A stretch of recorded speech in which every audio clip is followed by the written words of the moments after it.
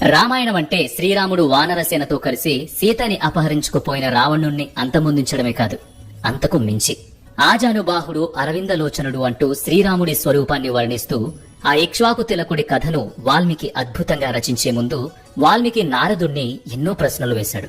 1-2 కాదు, 16 గుణాలు చెప్పి ఇప్పుడు నేనున్న కాలంలో ఇలాంటివాడు ఉంటే చూపించు అని నారదమునిని అడిగాడట. ఆ ప్రశ్నలతోనే ఈ ఆది కావ్యం పుట్టింది. మరి వాల్మీకి నారదుణ్ణి అడిగిన ఆ గుణాలేంటో ఇప్పుడు చూద్దాం. సాంప్రతం లోకే గుణవాన్ కశ్చ వీర్యవాన్ ధర్మజ్ఞశ్చ కృతజ్ఞశ్చ సత్యవాక్యో దృఢవ్రతః. అందరినీ సమానంగా చూసి అందరితో ఒక్కలానే ప్రవర్తించే గుణవంతుడు ఉన్నాడా?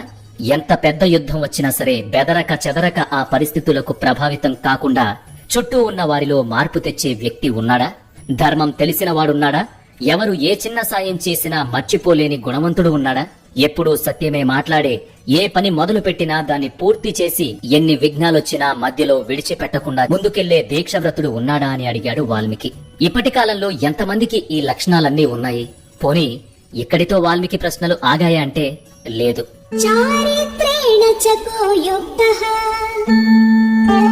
సర్వభూతేషు కోహితః విద్వాన్ కః కః సమర్థశ్చ కశ్చైక ప్రియదర్శనః. యుక్తి గలవాడు, ఏం చేసినా ధర్మానికి అనుగుణంగా ప్రవర్తించే నడవడిక కలిగినవాడు ఉన్నాడా? అతడిని చూస్తే చాలు మనిషి ఇలా ఉండాలని అనిపించేవాడున్నాడా?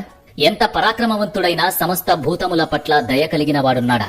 సకల శాస్త్రాలతో పాటు ముఖ్యమైన విషయాలు అన్నింటినీ గ్రహించిన సర్వజ్ఞాని ఉన్నాడా? ఎంత కష్టమైన పనినైనా పూర్తి చేయగలిగే సమర్థుడున్నాడా? ఎప్పుడు చూసినా మళ్లీ మళ్లీ చూడాలనిపించే రూపం గలవాడున్నాడా? ఇలా మరో ప్రశ్న సంధించాడు వాల్మీకి. ఇక ఇంకో శ్లోకంలో ఆత్మవాన్ కో జిత క్రోధో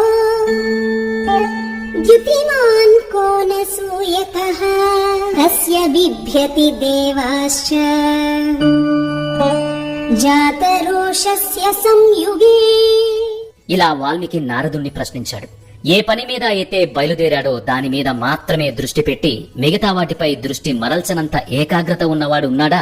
కోపాన్ని గెలిచినవాడు, అవసరమైనప్పుడు మాత్రమే కోపాన్ని ప్రదర్శించేవాడున్నాడా? అపారమైన తేజస్సు కలిగిన వాడున్నాడా? అసూయను గెలిచిన వాడున్నాడా అని వాల్మీకి అడుగుతాడు. ఇవన్నీ విన్న తర్వాత నారదుడు ఇక్ష్వాకు వంశానికి చెందిన రాముడిలో ఈ లక్షణాలన్నీ ఉంటాయని చెప్తాడు. రామాయణం అలా మొదలైంది.